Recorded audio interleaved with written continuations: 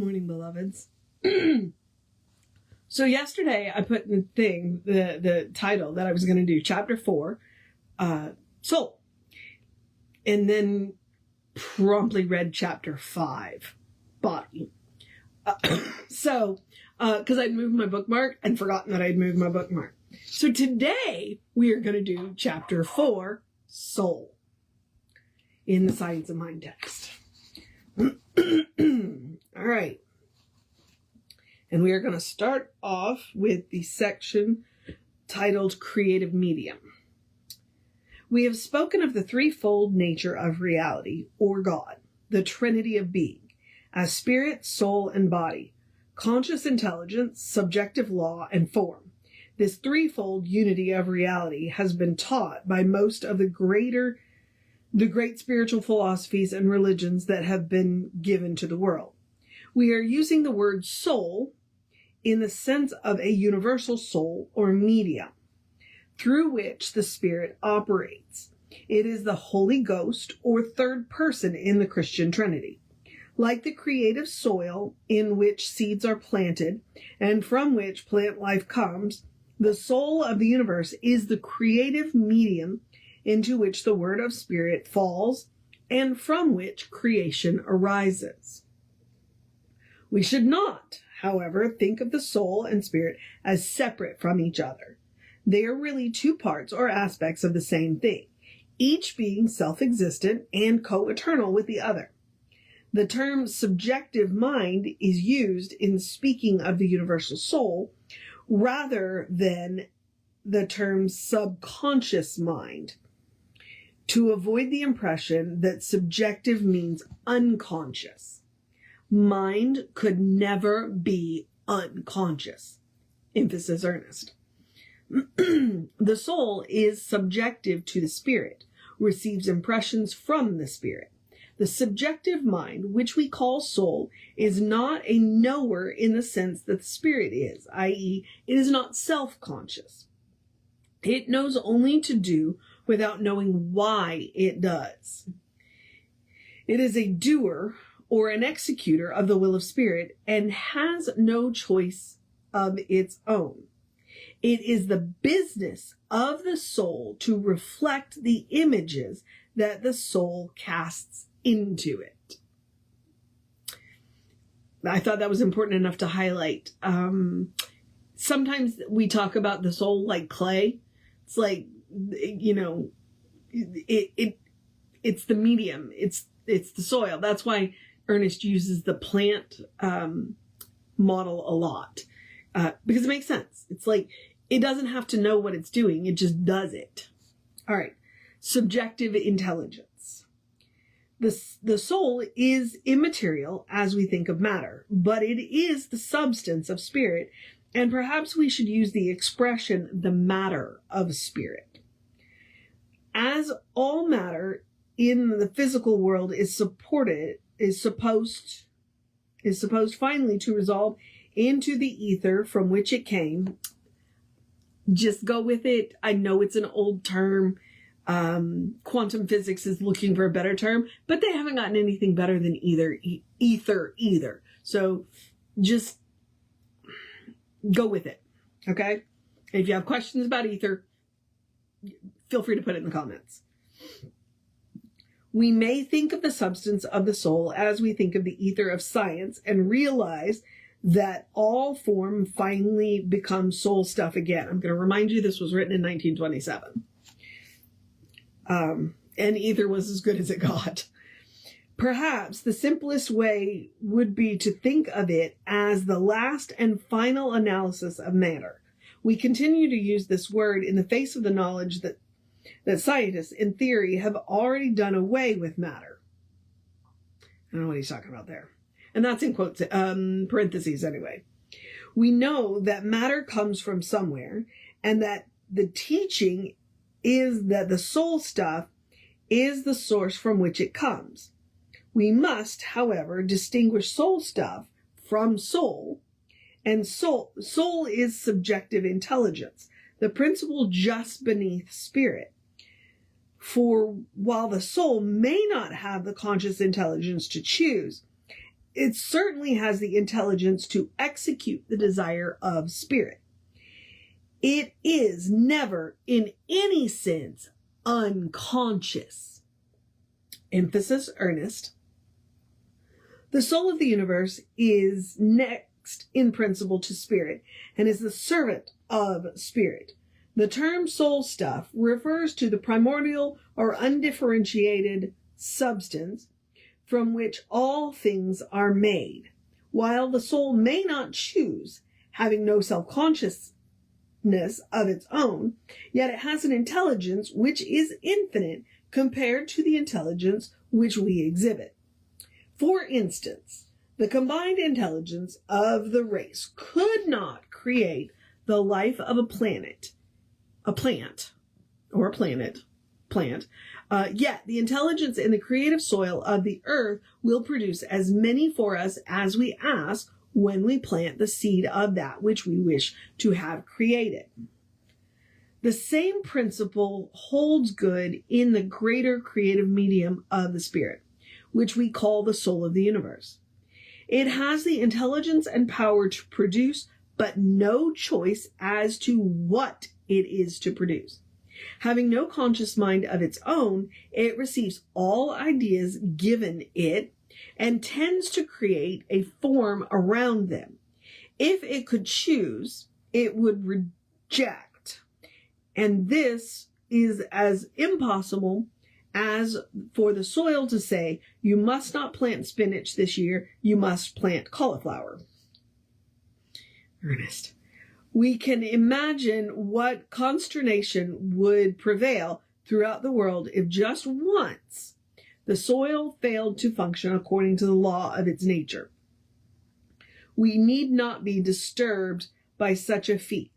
It is bound to accept and to act. It does not argue, but at once begins to create a likeness of the pattern given it. If we say petunias, right back to us it says petunias, and begins immediately the business of producing them. Being neutral, creative medium, which knows neither good nor bad, it is conscious only of its own ability to do. This is why some of the earlier philosophers referred to the universal soul or creative medium as a blind force, not knowing, only doing.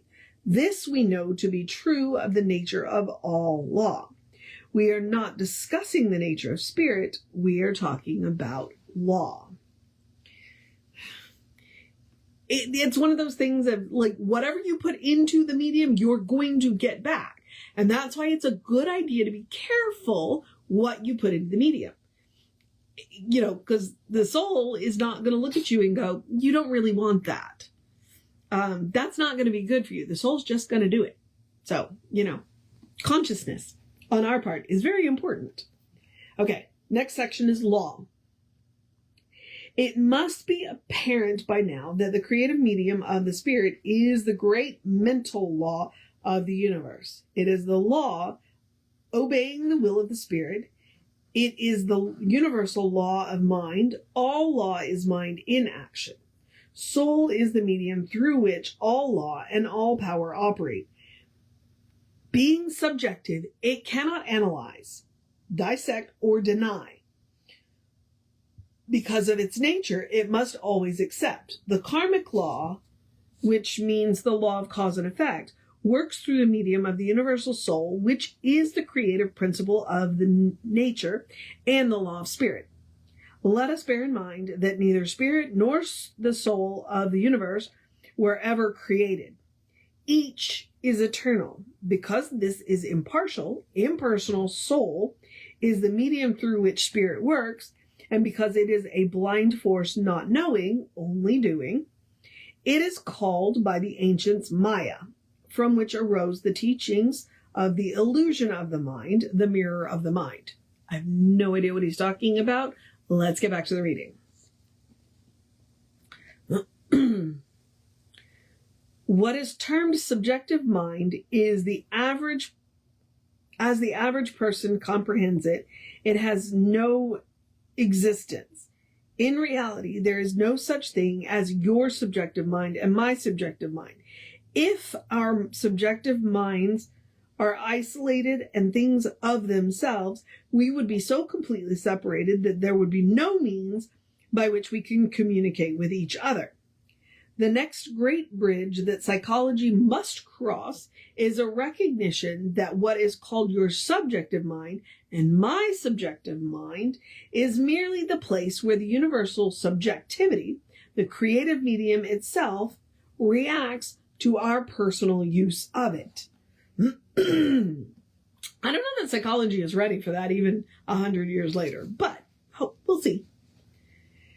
Within us, then, there is a creative field which we call subjective mind, and around us there is a field which we call universal subjectivity. One is universal, the other is individual, but in reality they are one. There is one mental law in the universe, and where we use it, it becomes our law because we have individualized it. It is impossible to plumb the depths of the individual mind because it is not really individual, but individualized. Behind or within the individualized point is the universal, which has no limits. In this concept alone lies the possibility of an endless and eternal expansion. Everyone is universal on the subjective side of life, and individual only at the point of conscious perception. We use the power of the universal mind every time we think. Individual versus individualized is a very important point because he's trying to point out the unity versus the unity and the variety.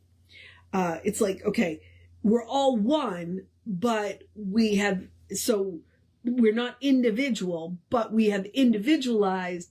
And that's why that point of conception is important, because where we conceive ourselves, that's where we see the individualization, but we're still part of the greater whole. All right, next section. How we use the creative principle.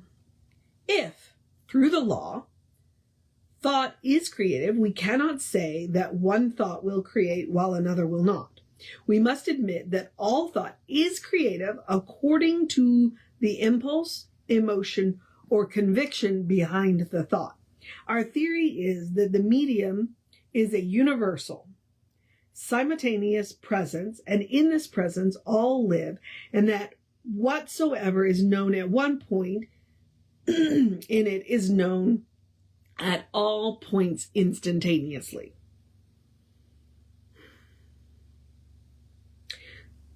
So if we, practicing this principle in Los Angeles, declare the truth about some John Smith who lives in New York or at any other place in the world, the speaking of their name draws the law into vibration with their personality, their individuality. Mentally, physically, spiritually, they are now in it. We have, so to speak, tuned into the keynote of their being. This being is also the center of our being. Therefore, the mental work is done in our being for them, but it must and does operate through law. This law is subjective. All right. Basically, there's no time and space in the creative principle, is what I heard in that one. All right. We are on to mind and ether. Just go with the ether. Just go with the ether. All right. Mind and ether. It is an interesting article by Sir Oliver Lodge in which he writes about ether and the laws of physical universe. He says that there are no two physical particles. He says that no two physical particles really touch each other. No two electrons.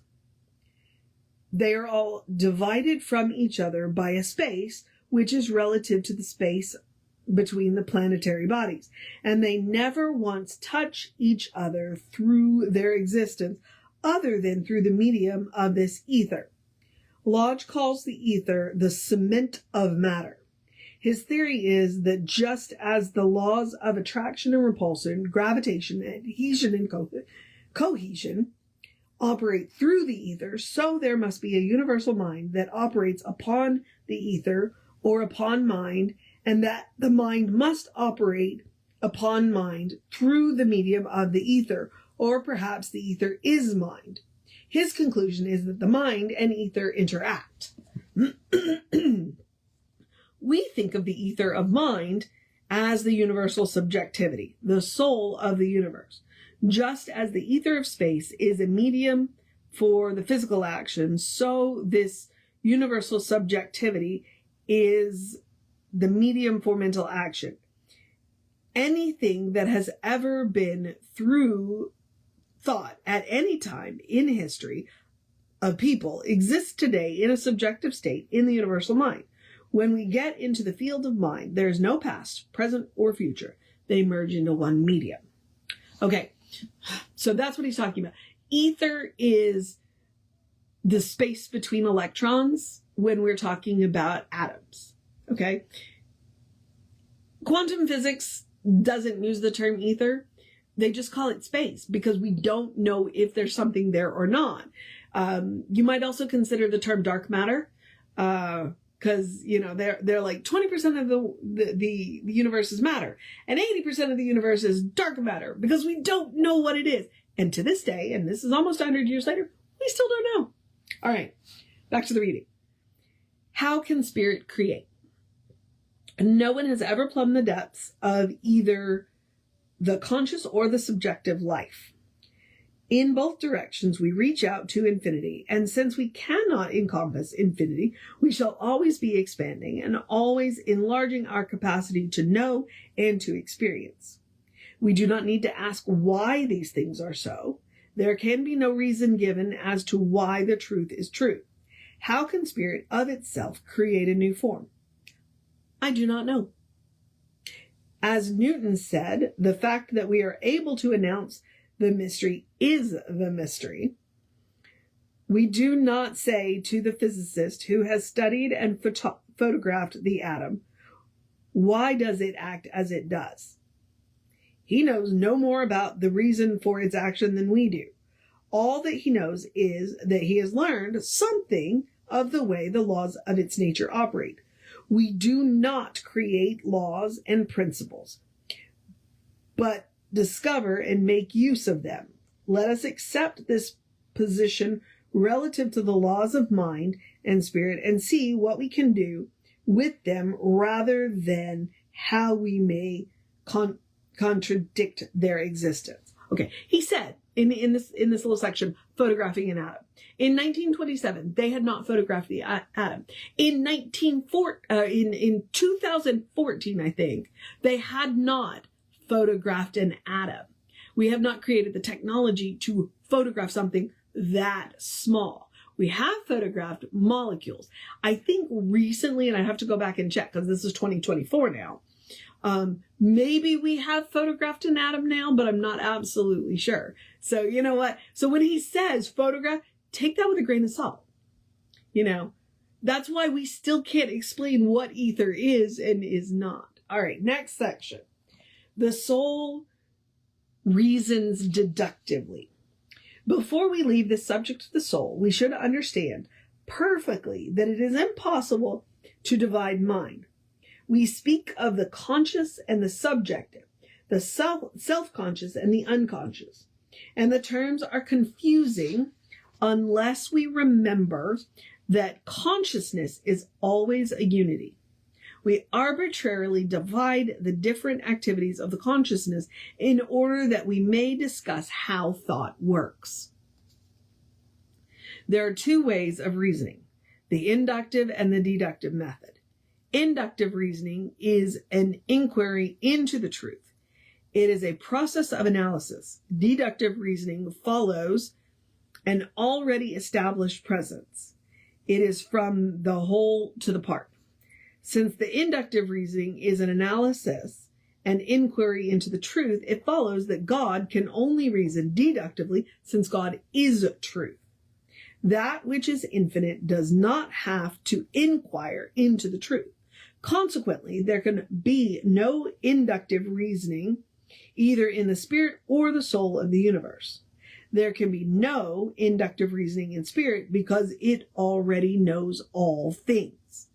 There can be no inductive reasoning in the soul of the universe because it is the creative medium, and if it could reason inductively, it could reject certain thoughts because it could analyze. And the soul, or subjectivity, can never reject. It is bound by its own nature to accept. It is impersonal and neither knows nor cares who uses it. It is formless, having no mind of its own. It has been called the universal feminine, or the holy womb of nature, because it is receptive and creative. All right, side note.